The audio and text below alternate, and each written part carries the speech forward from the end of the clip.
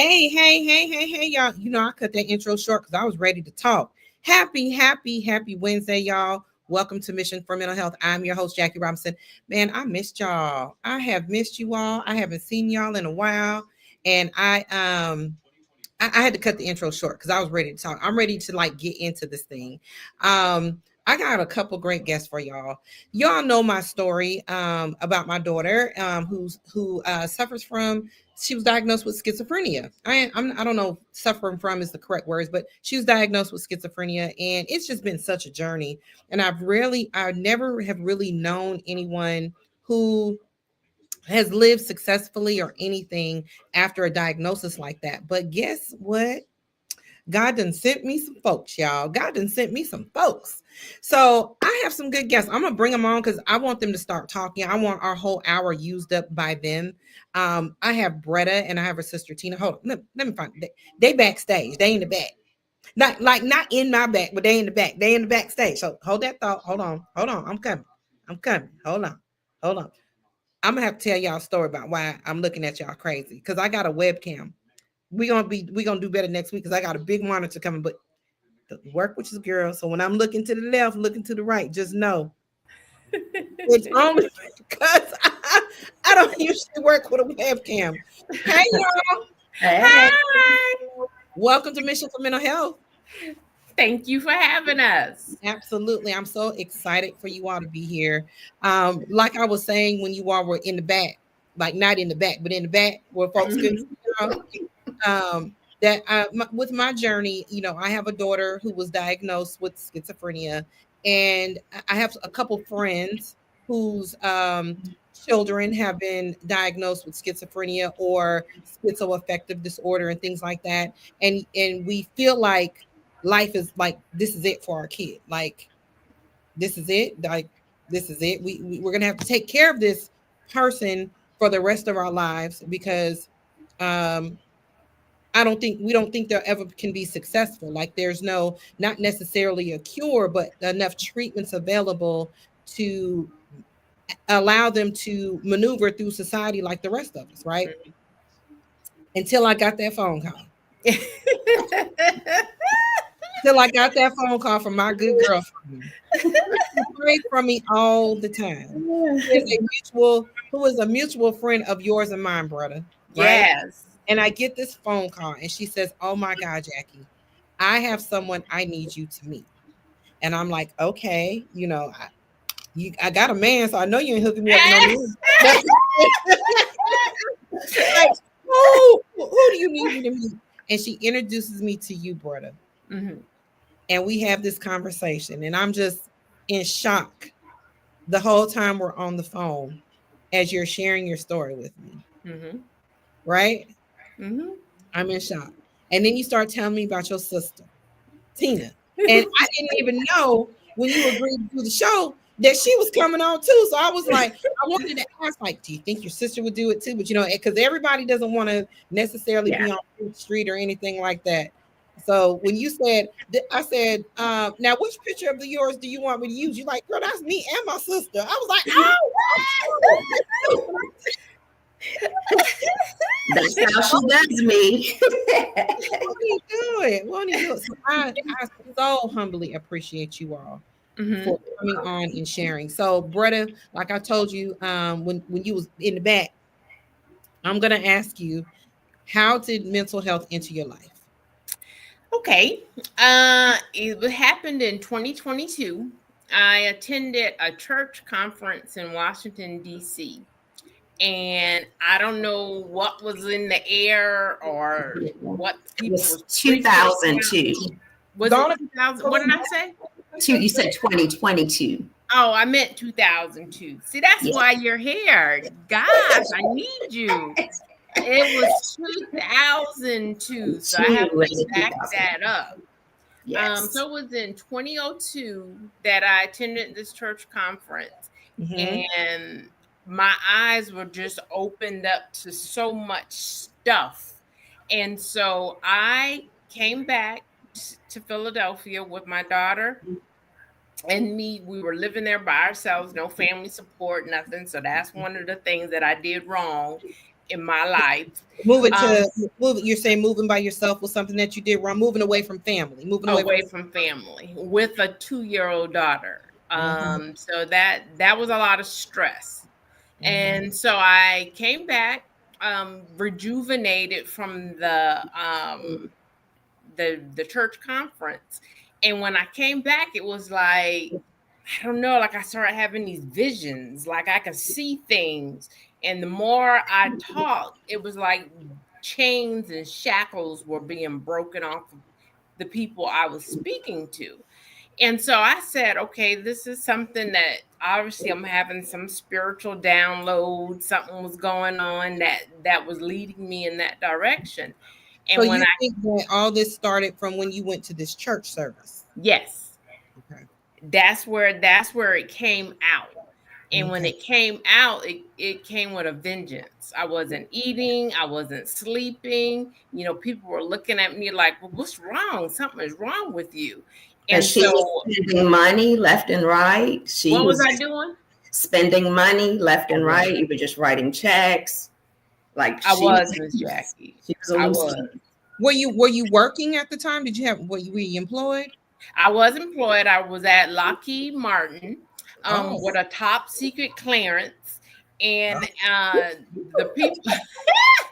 the people outside were protesting because they thought we were building bombs.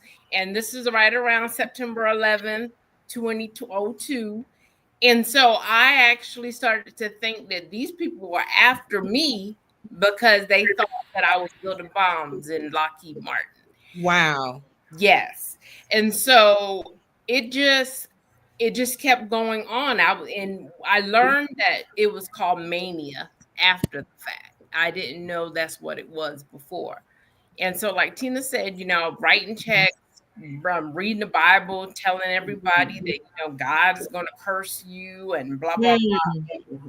Huh? No, I was agreeing. I'm agreeing. Okay. Yes.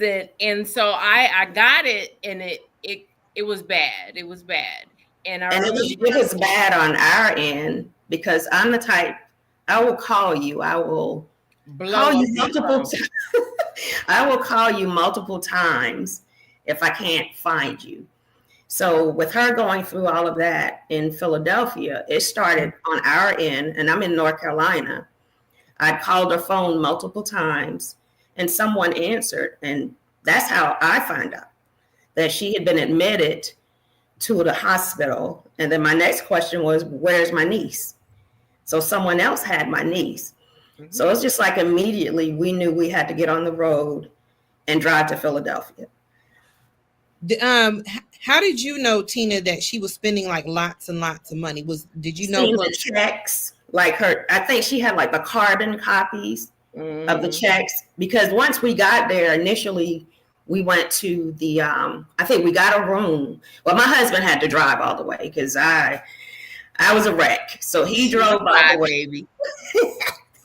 I'm the strong one but we drove, and that was like my very first time ever going to an institution because that's where they had her. And so, you know, we go in, and immediately they're asking us questions like, you know, has she shown signs of this before? And it's like, no, like Bretta was normal. Bretta was Bretta, Miss Aggressive.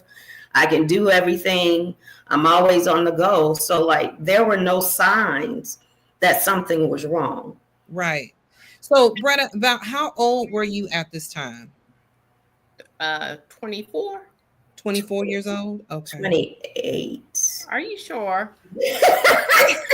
So, who's the older sister? I'm the oldest one. How many sisters? How many of you all is it? It's 4 in total. 4 siblings? Okay. And Tina, you're the oldest of the 4? Yes. Or where you fit in the stack? Bretta, are you the baby of the bunch? Where do you fit in? You're number 3. Yeah. Okay. So it's 2 and a 4. So you're 1 and 3, and then 2 and 4. Okay. And then my mother had it in her mind that she wanted to marry a man with 6 kids. So it's 10 of us all together. Yeah, because we have some step siblings as well. Yeah, it's So 10 of us all together. So it's 10 of you. Oh, Jesus. Yeah. So it's 10 of y'all all together. So so you're 24 years old, you're in Philadelphia, you're working for Lockheed, you went to this church service. Something happened in this church service. And then you're thinking, your mind is telling you that these people are out here protesting about these bombs being made at Lockheed, but you're thinking it's got something to do with you. Yes. And then you also mentioned the mania. Were you diagnosed with bipolar disorder or anything? Yes, like they initially said I had bipolar disorder, and I kept that diagnosis for about 2 years, and I was having manic episode after manic episode, and it was later determined it was called rapid cycling. And with that rapid cycling, I just was in and out of institutions. You know, 1 minute they would let me out, things were good, and then I would stop taking the meds and I was back in it again. So that I've been in 16 different times institutionalized, and so I paid my dues, Miss Jackie. Yeah, that's a lot of times. My daughter, she was institutionalized like 14 times in 2 years. Yes. So I understand what that's like. So we're 24. How do we end up back in Georgia? They told me that either I was going back to Georgia. Thank God for my stepfather who put his foot down. And we don't agree with everything, but on that one, he did his thing. He did it, and he had to, because they were trying to keep her, which I didn't understand. They were trying to keep her institutionalized in Philadelphia, even though we told them, like, she has no family, she has no one here. Right. It would be best for her to go with her family. Right. But yeah, he had to pull some strings to get her relocated because they weren't going to let her go. So is this those 15 hospitalizations, that's through your lifetime, or yes. Okay. Yeah, it was through from 24. On my last episode was in 2018. Okay. Yes. Awesome. So let me ask you this: they're giving you the medication, and the medication isn't working, or no? Or I'm just not taking it because I think that I'm better than schizophrenia or bipolar or any mental health issue. That's just not me. You know, I'm this thing who bought her first house when she was 21 years old, and I owned my own real estate company, and you know, I was investing for other people, and it wasn't my thing. And the bottom line was she was in denial. Wow. It was a denial that there was anything wrong and that she could just manage everything on her own. Yes. So dad goes and picks you up from Philly and says, bring it on back, because we ain't Eagles fans. So bring it on back. Bring it on back down to the South. And so do you all come to Georgia or someplace else? South Carolina. South Carolina. Yeah. All right. And so what is life like when you get back to South Carolina? Well, they were experimenting with the medication, because most oftentimes you'll find that people have been on several different meds before they get to the one that works. So what they did was they put me on some high-powered stuff, but none of it was working because I was still having the manic episodes. And it wasn't until, I don't know what year it was, but one of the manic episodes, I ended up going to the hospital. And remember, Tina, that was when the lady said, I think it's schizophrenia. I don't think it's bipolar. That was it took another eye to see that, you know, it was a little bit heavier than bipolar disorder. Right. So all this time they're treating you for bipolar disorder, but you're still were you having any type of delusions or hallucinations or anything like that? I have those. In fact, I still have those. But you got to come up with a way to not allow that to get the best of you, I guess is what I'm saying. when I have the hallucinations, it's like I think that I see. Do you remember the movie Ghost? And in Ghost, they had those those black shadows that kept coming to Ruby Goldberg and Demi Moore and all them. Demi And she Moore, making all him them. try to play, and she thought he was behind her, but he wasn't. Yes, yes, that's what I had. And so I have that in the auditory hallucinations where I hear voices. Yes. I still hear the voices, but I either I have to talk back to the voices, or I need to turn the music up real loud to drown the voices, or have to come up with some way to communicate, that I'm not going to do what you're telling me to do. I think she it's under control. That's what I would say. I think she can control it more now than she could in the past. Right. With the help of the meds, I think she has the right balance, but she's able to control it. But like sometimes you have to keep an eye on Sabretta because she gets to doing too much.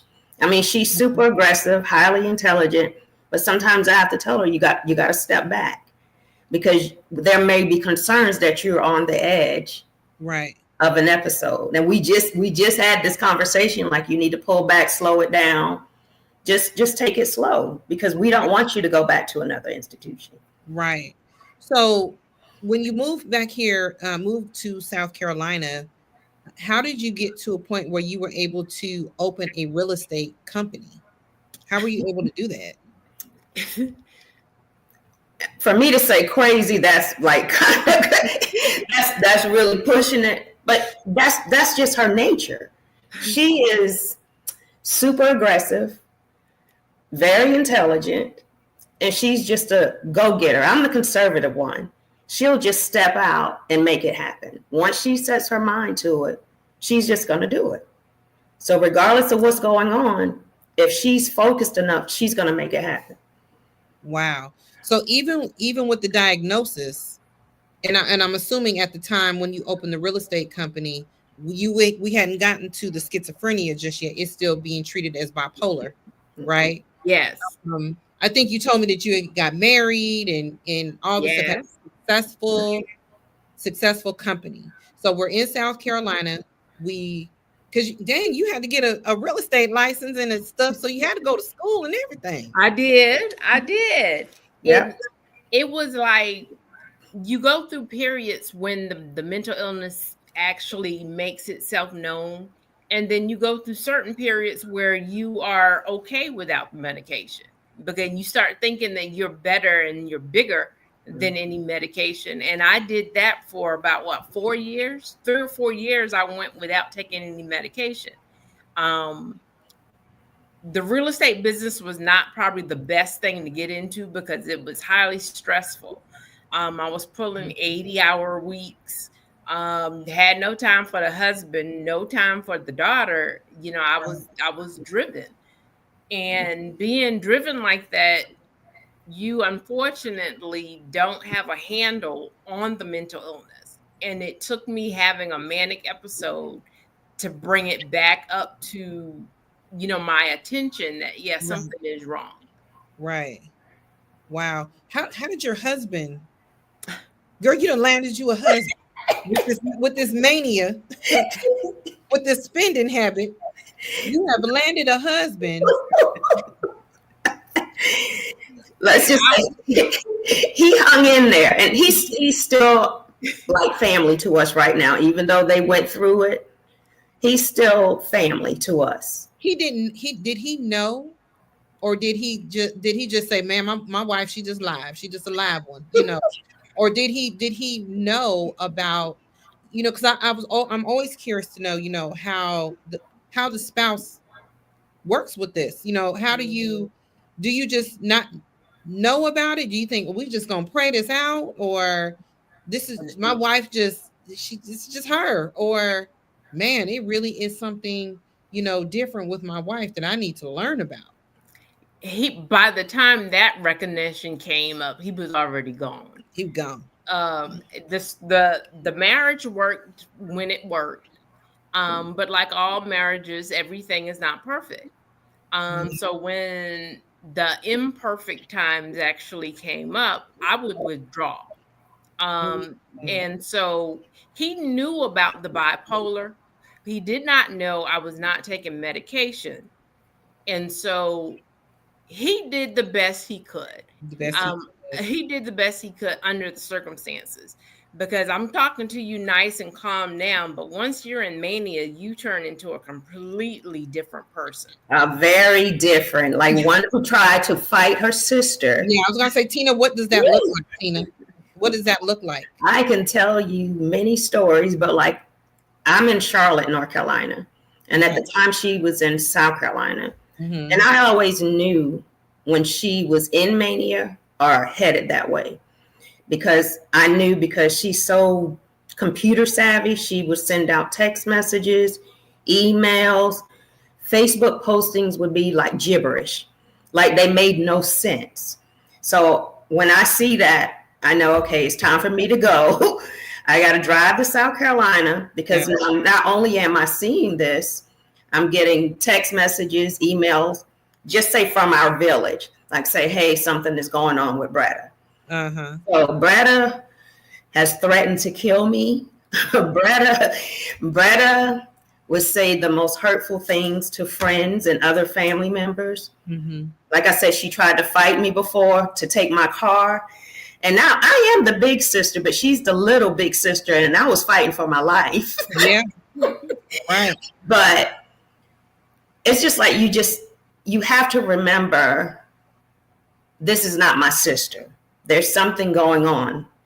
And you have to try to put it aside. And it's hard, because there were plenty of nights I cried, when I would see the text messages that she would send out. They were just like, they were hateful. But at the end of the day, I knew that wasn't my Bretta. Right. I knew something else is going on, and we just got to get her help. And trying to be proactive with medical or police, it doesn't work. Because there were times that we would call and say, this is going on. We know she has a problem. Could you admit her or come and pick her up? And their answer would always be, unless she hurts herself or someone else, there's nothing they can do. Because she's an adult. You just can't just take people and throw them, and lock them away because you want to. Let me read a couple comments. You have Lalita. Lalita says, Bretta and Tina are my cousins, and I'm so proud of them. Love you, ladies. Thanks, Miss Robinson, for your platform. You are so welcome. Nia Elise, great conversation. Cassius Radford, hello. Lalita says, Bretta has a strong tenacity and incredible brain power. Karen says, I find schizophrenia very interesting. Are there different? Oh, this is a good question. Different levels? Yep. Hold on one second, Karen. And we're going to get to that question. Give me 1 second, and let me get out of the bipolar into the schizophrenia.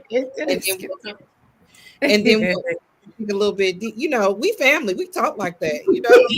Other folks might be offended, like, did she just say it? Well, look, we all going through this thing here. We are all going through this thing.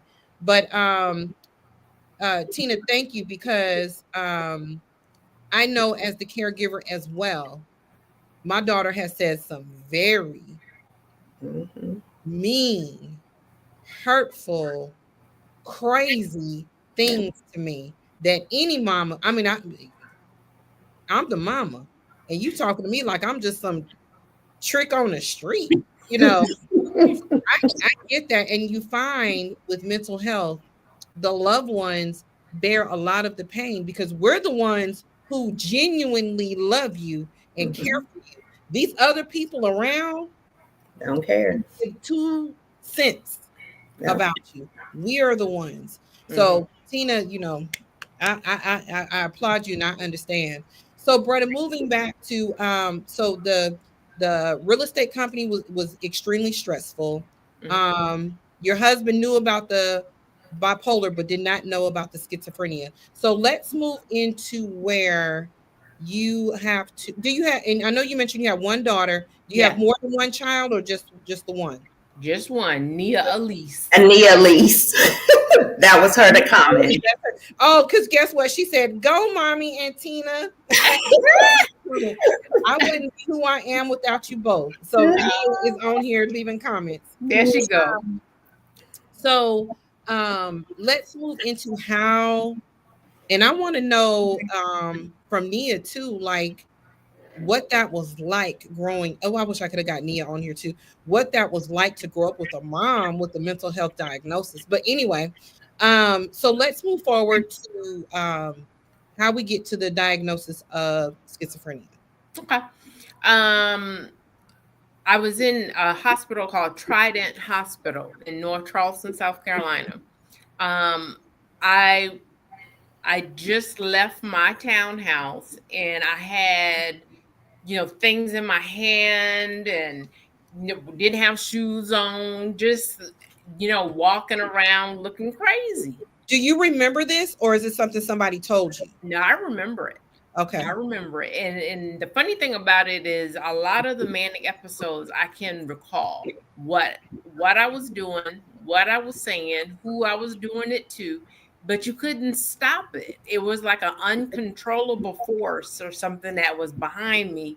And you're doing wrong. You're saying mean and hurtful things to people, but you can't control it. It's like a beast of its own. And so when I was in Trident, that's when, how did she call you? Tina, how did you get on the phone for her to say that I don't think this is bipolar, it's schizophrenia? It's probably because I kept calling you. And I probably was on the phone with you, and I think she may have taken the phone or something. That's how we started. We were on the phone together. Okay. All right. So that was for bipolar, they gave me lithium. Lithium has done all sorts of things to my body, mess up my kidneys. I'm in stage 3 kidney failure right now because of the lithium that I was taking. It was they did like a history when they ask about family history, and I have found out that there were other people within my family who were also diagnosed with schizophrenia. And so they looked at, the family tree and was like, well, look, auntie, cousin. Wow. So all of them were diagnosed, but it's not something that we really talk about. Yeah, because what happens in my house, stay in my house. Yes, that is it. And so basically, Bretta has said she was damned from the start with all those people. My y'all was gonna be. I was. And the thing about it, Miss Jackie, is all of my family have different pieces of schizophrenia, but I'm the one who's diagnosed. But it runs throughout my family, and Tina should be on some medication herself because she's crazy. Whatever. She's legitimately crazy. This is not about me. Yes. So anyway, that particular stay in the hospital is when they actually said it was schizophrenia. And when this was the time they took Plum. My sister and my parents took my daughter to Florida. They were on the way to take her to Florida. Now, Miss Jackie, that's the only thing I have left. The husband was gone. The business was gone. The money was gone. The only thing I had left was her. So, Tina, would you like to talk about what y'all was planning on doing? Because we wanted my niece. We knew she couldn't come to me because Bretta could jump in her car and drive to North Carolina and take her. So we were just thinking about her well-being, getting into a more stable environment with her father. Well, this smarty lady, when we told her that Plum was going to be in Florida with her dad, she threatened all of us that she was going to call the police and have us charged with kidnapping. She was going to have us charged with kidnapping her daughter, my niece. So guess what? We had to reverse all of that around and get her back to South Carolina with her mother. Wow. So it's like she has the episodes, but it's still a part of her that can focus on what she wants to focus on. Like Nia, you can't touch her. And that was her focus. So she knew we removed her without her permission. So she threatened to have us arrested. So we had to change the whole course and bring Nia back to her. Because she wasn't having that. And that's all she had left with her baby. That was all I had left. And so the moment of clarity actually hit me that, you were trying to take her away from me. I'm not having that. And it turned out that DHEC, the Department of Health and whatever it's called in South Carolina, they were going to come and intervene. They were going to come and intervene because they came out. And so they were going to come and intervene and take her. Yes. So at that point, it was more, we were kind of in on it, Bretta, I guess now. Yeah. But we felt it was better for them to intervene, but let you feel that you still had control of the situation. Like you were making the decision to let her go.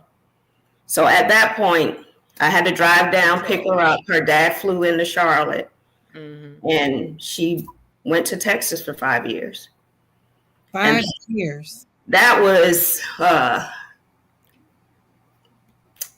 a hurtful moment because I know what Bretta's saying. Like that, to me, that's all she had, and I felt, on the one hand, we were taking her away. Your connection is not good. Oh, on the one hand, we were taking her away, but we knew it was the best. It was going to be for the best. Right. And it worked out. Life has a funny way of working out, but it all worked out in the end. Because Nia is doing great things. She graduated the top of her class. She ended up coming back. Right. But she graduated at the top of her class, has a great job, is getting ready to get married. She has excelled in every area possible. And I couldn't be more proud of her. Right. And she's proud of y'all too. She probably crying. I bet she's crying. What y'all call her? Plum over there crying. Yes. Are you crying? Are you crying? I'm talking about your daughter. I bet your daughter comes over there crying. I bet she's over there crying. So Bretta froze.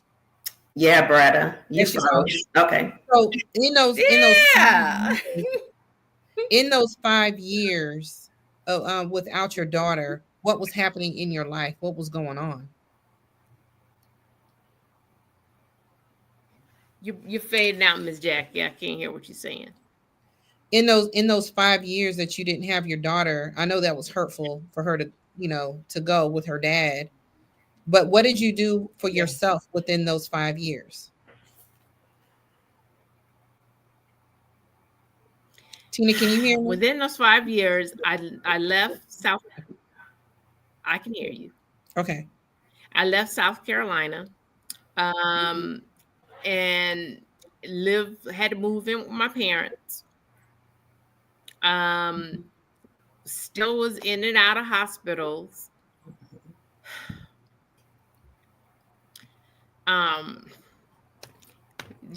That girl's my heart. She is my heart. And for her to be gone from me for 5 whole years, that tore me apart. But that was the awakening that I had, that you don't have your daughter anymore.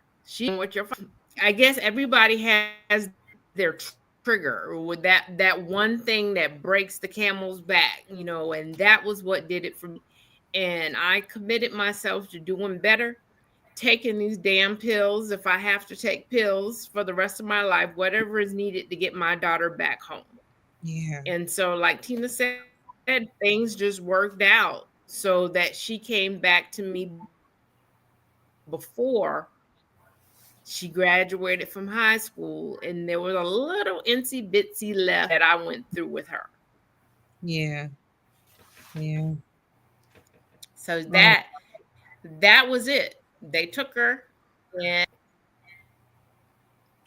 But legally that time, she couldn't charge us with kidnapping or anything. But she would have charged you with interference of custody. If y'all didn't have custody. So let me ask you this question. Karen wanted to know, are there different stages or levels to it? Are there different symptoms, different ways of acting? Do you understand her question? Yes. No two people are diagnoses are the same. Like, I have a girlfriend of mine who's schizophrenic, and she has angelic voices. Her voices love everybody, hug everybody. They're very evil. They want to do evil things to people. I've never gotten to the point where I've harmed myself. Except once.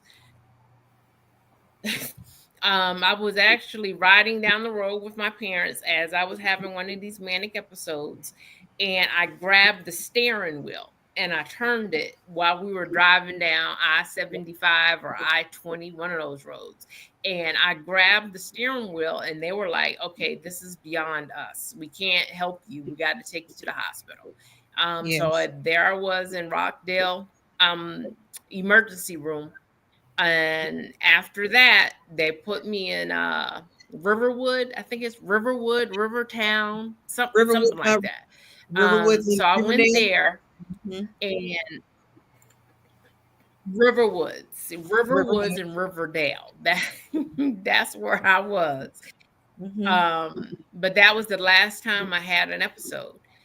That's when they took me off the lithium. They put me on Haldol. And actually right now I still take Haldol, but I get an injection once a month. And so I would say that anybody who has schizophrenia, that they should try or be able to push getting the injection, because that means you don't have to take a pill every day. And so all I have to do is be in the mood to get the shot every month, and then it lasts for 30 days, and then I have to do it again. So to answer her question, there are different levels to schizophrenia.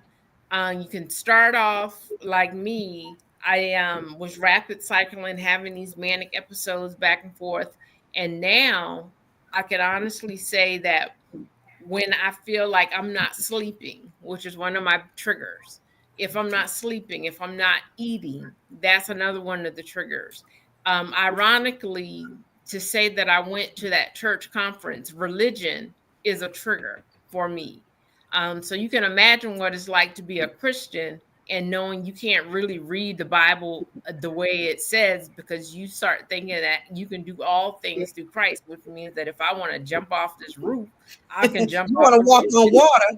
If I can walk on water, I can walk on water. You say all things. So. Well, let me know when you start to turn stuff into wine so I can come by and get a glass. Oh, that's Lolita too. So if I get to the point where I can turn water to wine, I'll definitely market that. But it does have its different levels, and it just depends upon how you can manage the symptoms, because we can laugh about some of the things that I've done. Now we can. We can laugh now.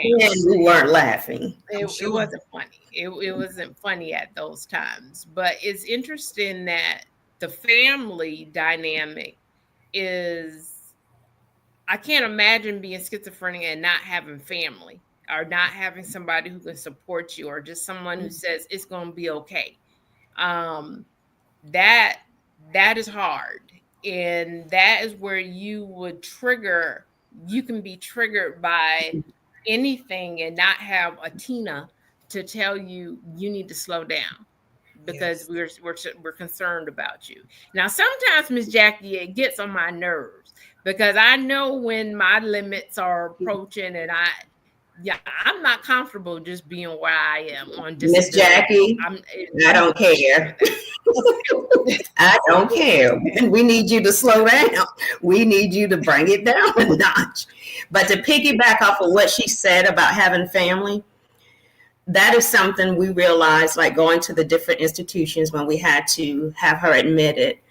And I remember when we had to take you to MUSC, downtown Charleston, and it was me, Mike, your ex-husband, and Edmund, my husband. And we were out waiting in the hallway, and the doctors finally came out, and he commended us. He said, because it's great that you guys are here supporting her. He said, because a lot of families, they drop off their relative, their loved one, and that's just it. They don't support, they don't come back. So I don't know, just hearing that, and I've heard it multiple times, it's just like, it's too much. It's a lot. It's a lot for a family to deal with. And you know, I think that's why we have a lot of people with schizophrenia on the streets, because you can only come tear up my house but so many times. Yes. Or like even with an example with mine, I have 5 kids. And even though they're all adults, you know, I still had one younger, and I got my daughter who has, you know, who's coming over here tearing my house down. We fighting, screaming. Got my mama, she 80 years old, trying to get in the middle of the fight, and just so much that, you know, you have to decide. It felt like I had to sacrifice this one. God, it just hurts. I know. Yeah. Sacrifice this one for everybody else. Yeah. So it's hard as the family to it's hard as the family to stick to it, to stick with it. And we have not abandoned my daughter. Trust and believe. We still are down like 4 flats for her to this day. But it is challenging, especially when you have somebody who's like, ain't nothing wrong with me. It's something wrong with y'all. Ain't nothing wrong with me. You know? So it's like, girl, this is not normal, you know. And so I get it. As I see on both ends, it is helpful to the patient when family is there to support, but it is detrimental to the patient when the family has given up. Yes. You know, and everybody's different. I don't judge anyone for their decision, because I've seen it and I get it. I know it's like having a stealing, thieving crackhead in your family. You know, they come over and they steal all your stuff, and they, you know, coming in late night and just interrupting the home. You know, and so I get it, but you want to help them as much as you can. You know, and insurance don't make it no easier. The like you were saying, how you were trying to call the police and get help, but because she's an adult, they're not gonna do anything. They're not doing nothing. So I understand that. I so get it. I so get it. So, and I really do think that people, like some of the things Bretta did, like if you would have told me that before I actually experienced, I'd be like, nah, you lying. You know, like you have to live with it. You have to be in it to believe some of the craziness, some of the, you know, like just how extreme it can get. But once again, you have to remember, she's not herself. She's not herself. It's the mania. It's the mental illness that's taking over. And you have to constantly remind yourself of that. But yeah, some of the things that Bretta has done, like if you were just to tell me that I was a regular Joe Blow on the street, I'd be like, you lying. It's just no way. There's no way. What movie you talking about, honey? Exactly. You talking about the movie Ghost? Because there's no way. Up in the comments. So Shawana, I'm assuming Shawana's a sister. My sisters are my sheroes. Oh. My sisters are my sheroes. Nia responded to the question that I asked, and she said, I'm learning a lot as well. Growing up with a bipolar mother was fun at times and scary at others. I can imagine. Neva says, Nia is a beautiful young lady. Lalita says that Nia graduated from college before before graduating from high school? She did. He did. This thing did. You go. This thing You did. go. Neva said, wow, religion is a trigger. Karen is saying, I watched a documentary called Six Schizophrenic Brothers, and they made it seem like all schizophrenic are dangerous all the time. But another thing is that they wouldn't take their medication. Yep. Let me ask you about this. William gave us some prayer hands. William Sweeper gave us some prayer. That's a cousin. That's a cousin. You have a supportive family, so that's great. How's your dating life? Ooh, ain't that funny? There is no dating life. Not only because I'm very open with the mental illness, so people know I'm schizophrenic, and I don't try to hide that.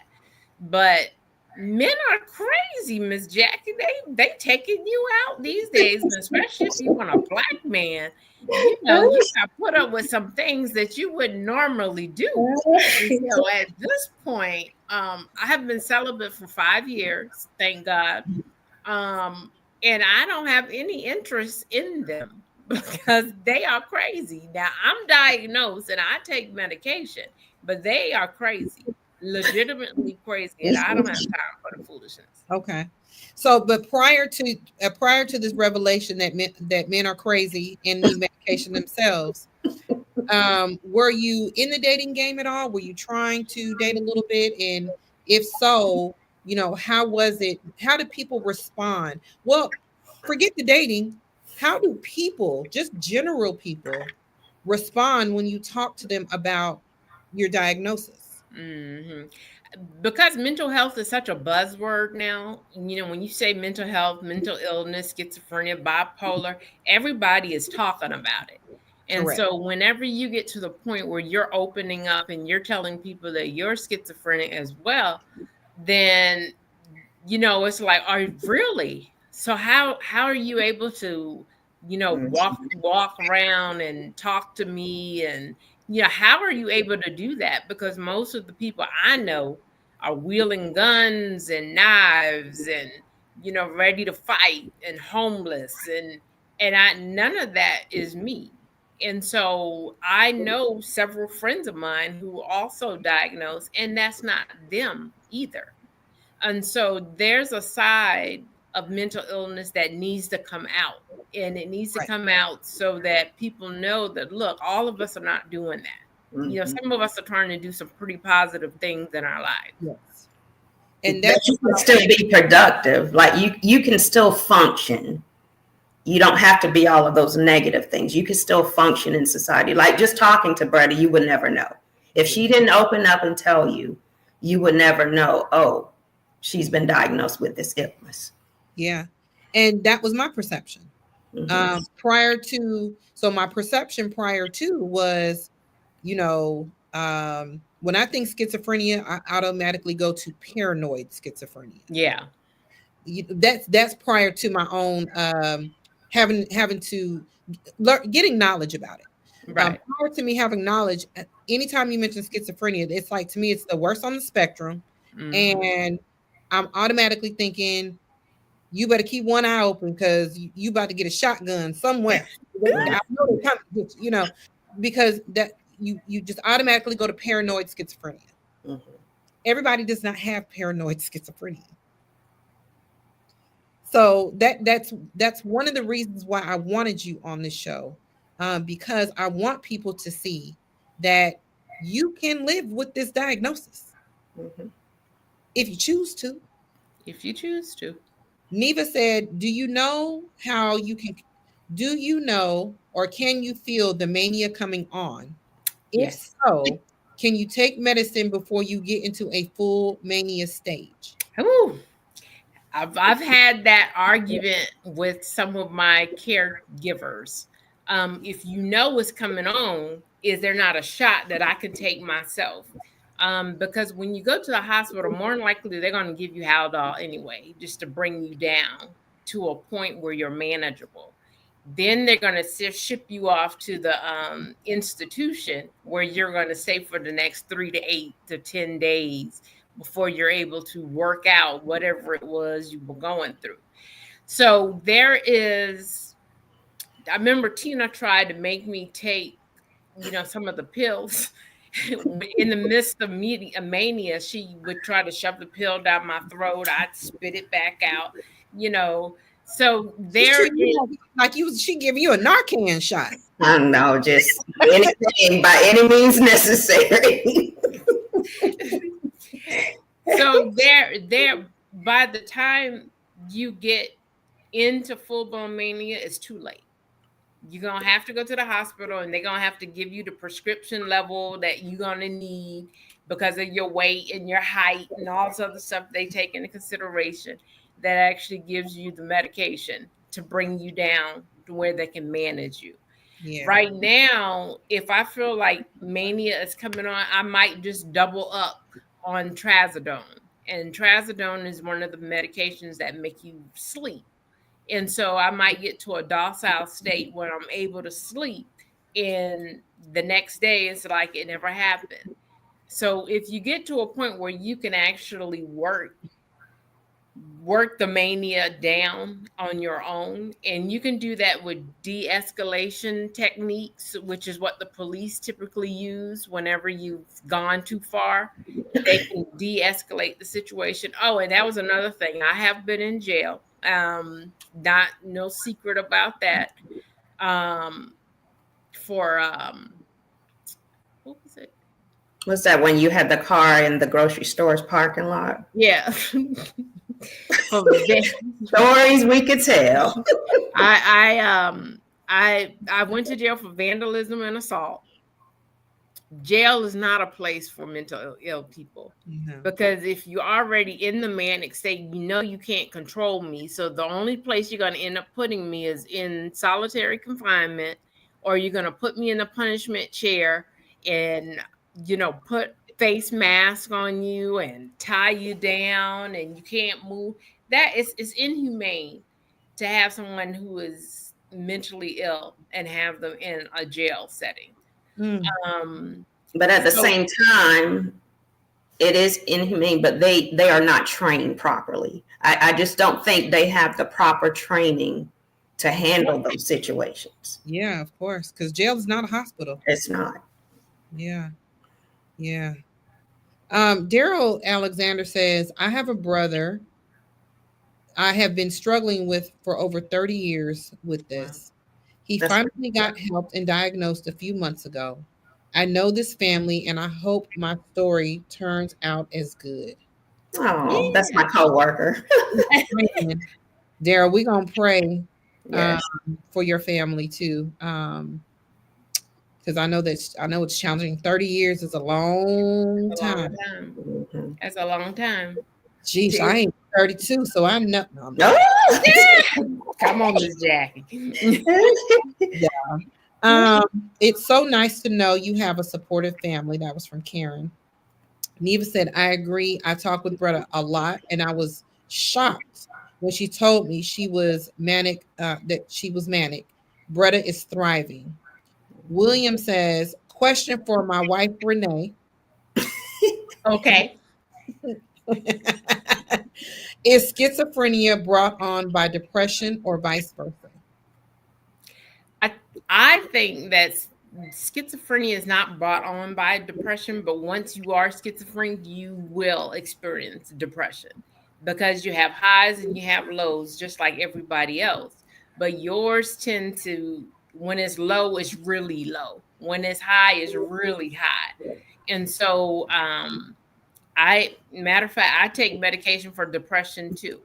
So, and I take it for anxiety also. So you tend to have multiple diagnoses, and they can work. Yeah, they can actually work in concert with each other. But just for that specifically, I don't think depression triggers schizophrenia. But like I said, when you're schizophrenic, you have depression. Depressive state. But is that for everybody? No. Remember, no two people have the same diagnosis. It's different for everyone. So that would be challenging medicating, because if you have schizophrenia, bipolar, anxiety, depression, how do we find out we have all the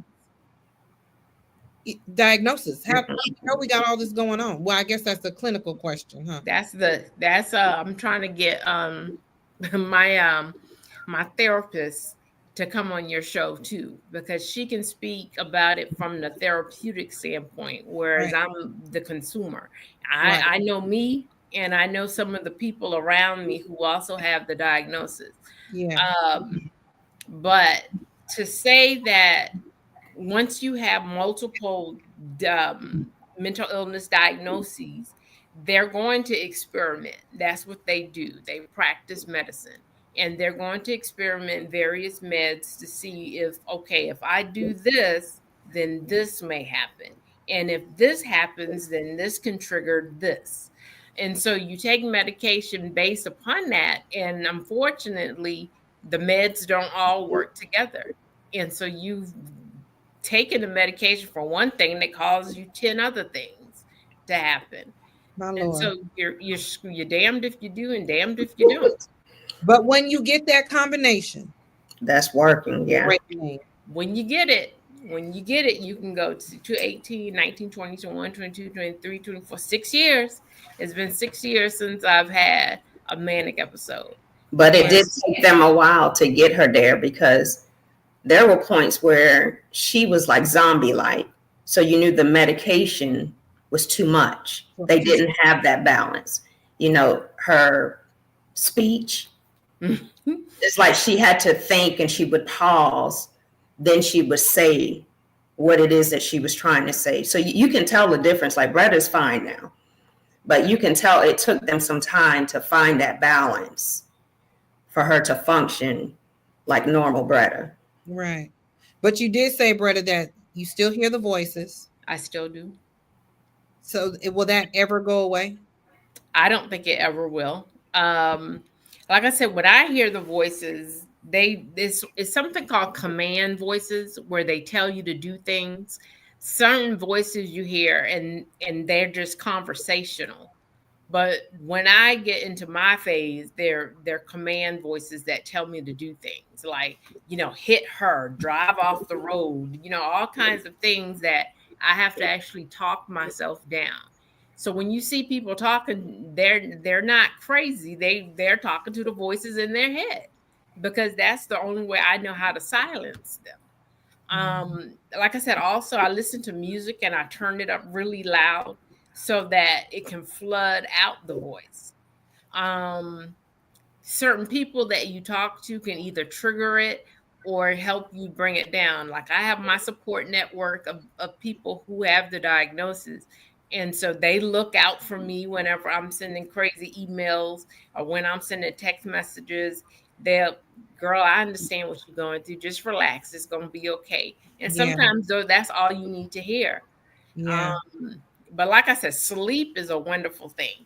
If you could sleep it off and wake up the next day, it's just as fresh as it can be and not have, any remnants of the day before. Wow. Tamala says, my brother had seizures. He used to have episodes where he is a different person. Every time he had an episode, he always thought I was either Jesus or an angel. Mm-hmm. I was the only one he would listen to. Mm-hmm. Shawana said, Bretta, what type did D'Angelo have? He was paranoid. I have a cousin, or I had a cousin who was paranoid schizophrenic. Mm-hmm. He was obsessed with the mob, and what else did Tutu do? He said the mob and gangs. Yeah. And he thought we were all descendants of Sicily. But he had it bad. He was actually institutionalized for 20 years. So can you imagine 20 years of your life from when you were 20 years old on up to, in your 40s in a mental institution? And unfortunately, when he got out, he went to a boarding house And before you know it, he had a conflict with somebody else who was in the boarding house, and the guy killed him. So God rest his soul. He's not here anymore. And so this is where people, they experiment on you. He should not have been left out in a boarding home from 20 years in a psychiatric institution. That's just a transition that you didn't do very well. Right. And so lo and behold, this is the verdict. This is what happened to him. And so he had paranoid schizophrenia, Tika. Paranoid schizophrenia. Tamala said, we knew he was, I think she's still talking about her brother. We knew he was taking his meds. His eyes became glossy, and he would smile a great deal and would be very close to your face. He would be very close to your face. Shauna said, can you say with this TBI, I have that? TBI? What's TBI? I don't know, Shauna. Tell us a little bit more what you're asking. Karen said, I hear you tell us your experience. I notice you have learned good strategies and help you maintain a good quality of life. Yes. How can we reduce the stigma associated with schizophrenia? People like me need to come out and start talking. Yep. Because the news is not short in reporting crazy stuff that people do. But for those of us who are diagnosed and who are thriving, we're not suffering. You know, we might have a setback. So what? Everybody else has setbacks too. So it's not like yours is any worse or any better than other people. And so when you get to a point where you can actually talk about it without crying, without, thinking, hey, go my shadow over to the left of me and it's talking to me. When you get to that point where you can actually speak on it, you got to speak on it. And so what you're doing, Ms. Jackie, is a very powerful thing for the community at large, because it lets people know what is and what isn't. And so, also, you don't want to get to a point where you're so comfortable with a schizophrenic and then you go up and you talk to somebody on the street and before you know it, they slap the piss out of you. Yeah, you done got your head knocked off. Yeah, you done got your head knocked off. Well, Bretta didn't hit me. So, that's one of the things you got to learn when you're dealing with people who have the diagnosis, that all of us are different.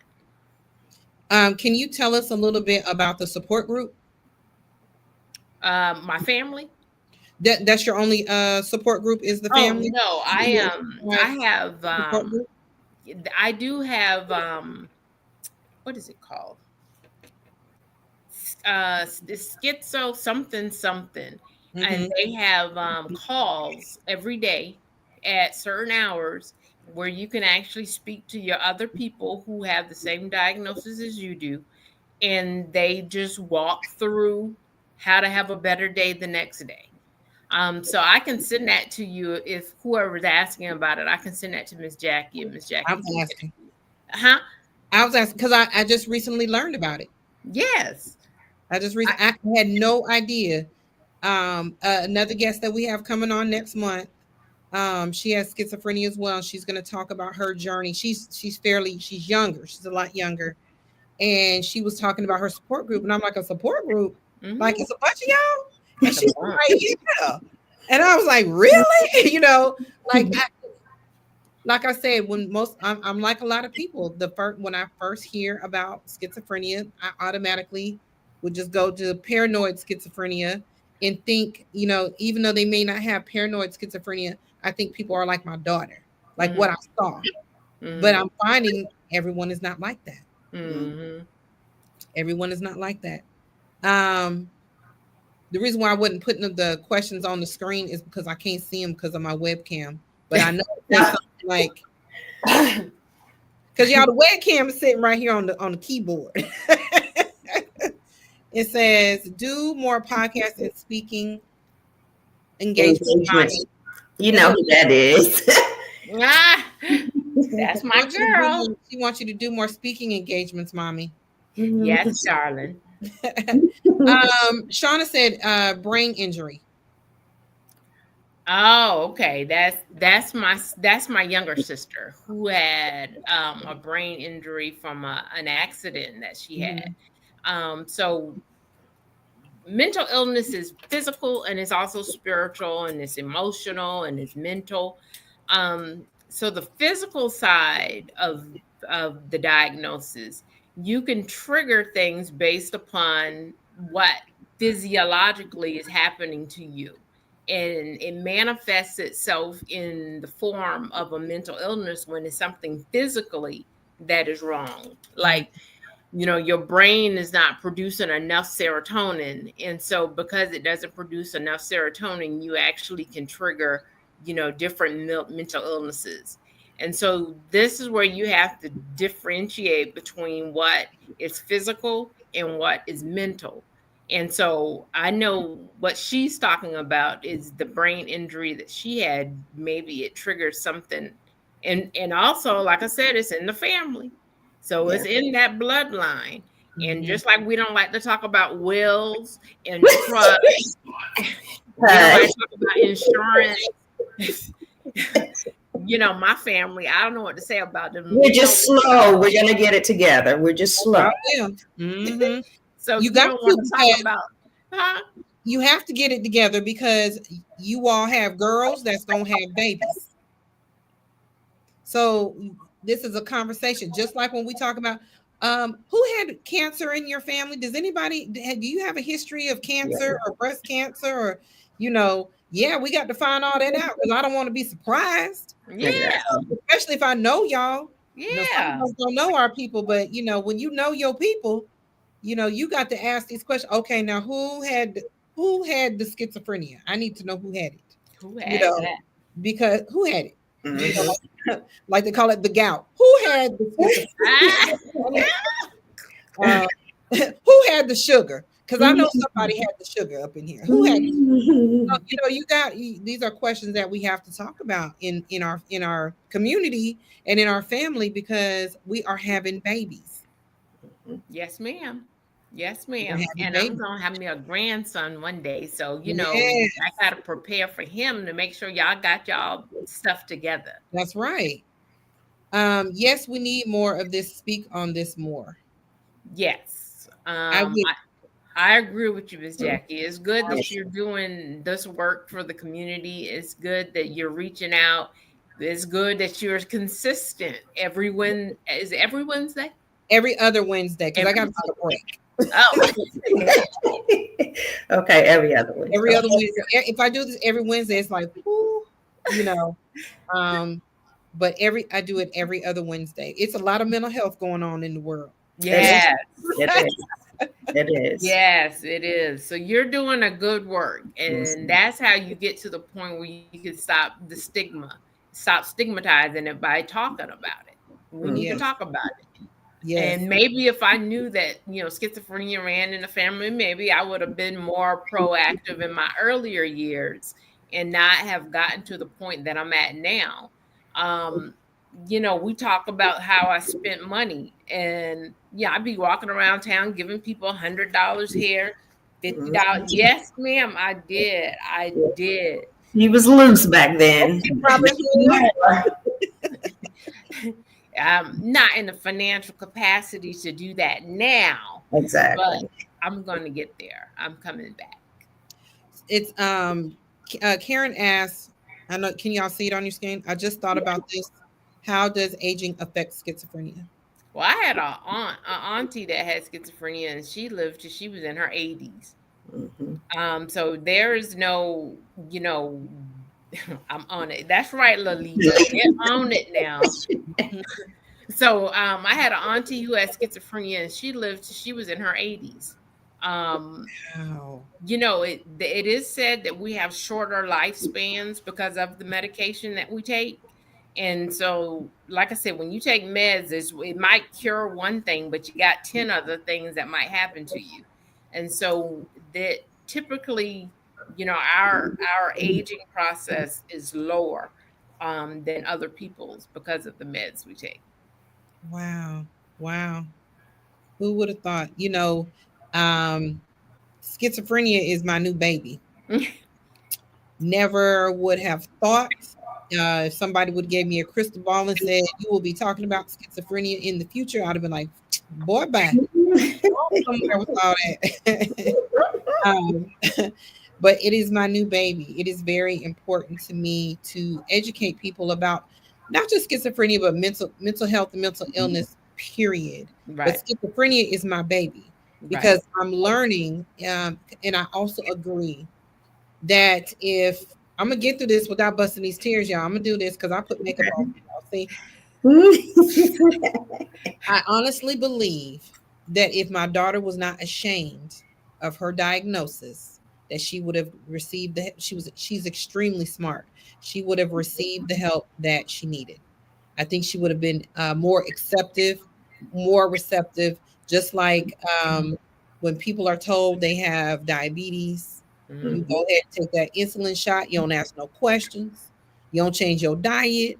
You don't do nothing. You just take that shot like, like it's nothing. I think that if people were not ashamed of their mental health, just because your brain got a little cold don't mean it can't be fixed. Right. Got a little sickness to it, don't mean it can't be fixed. Just like anything else. I think that if people weren't ashamed of it, that they would seek more treatment at an early age.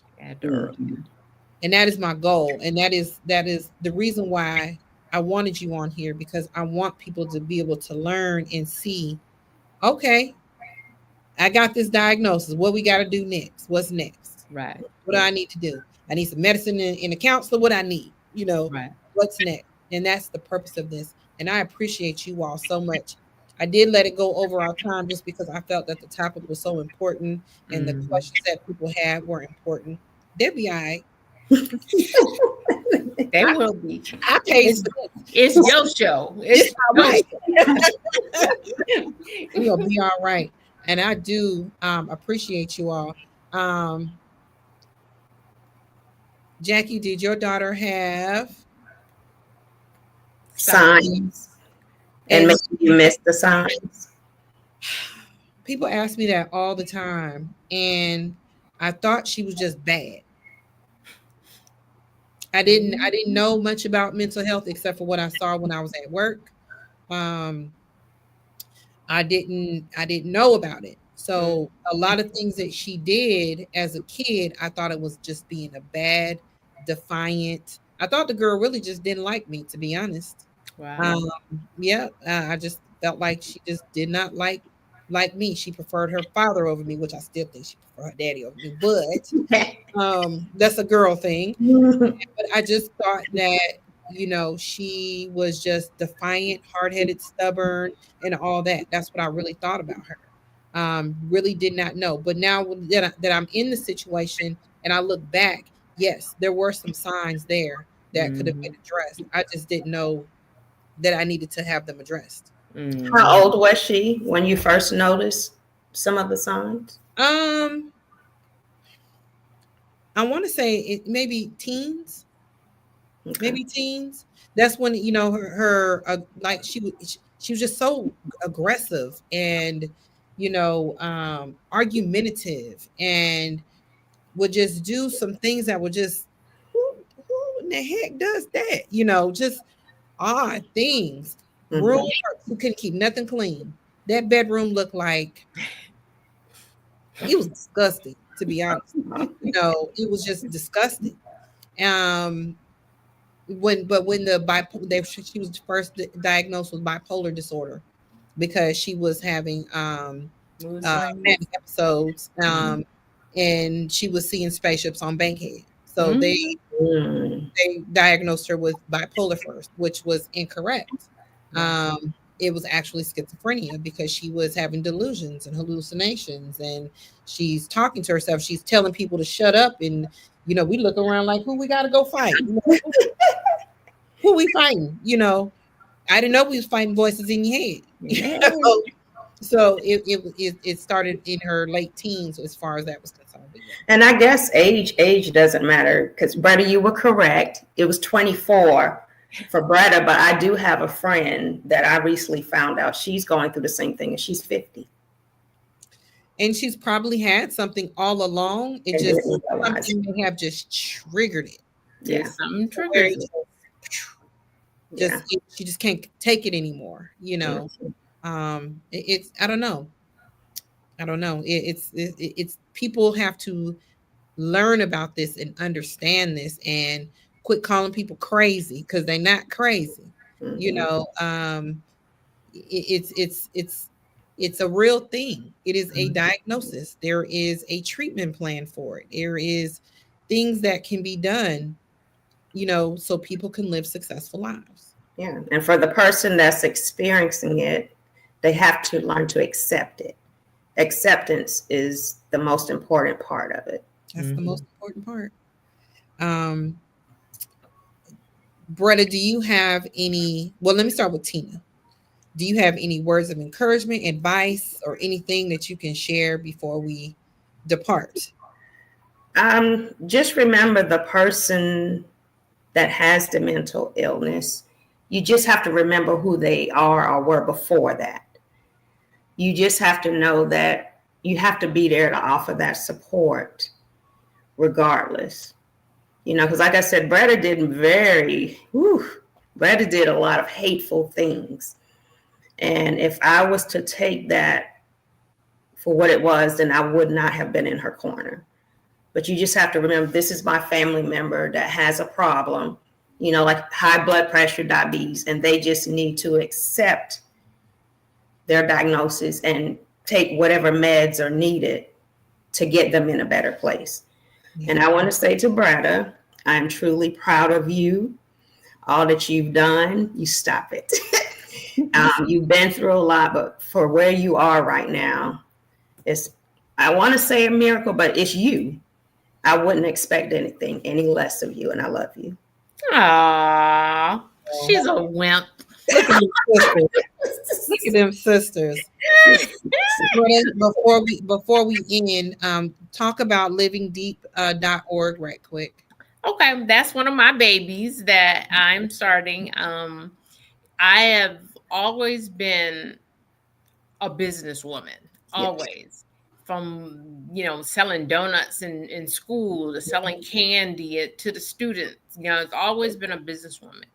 And so Living Deep is one of my ventures that I want us as Black people to start recycling that dollar within our community, because other communities are thriving. And all we have to do is take note of what we're spending our money on and find somebody Black to do it, because we have every kind of business there is.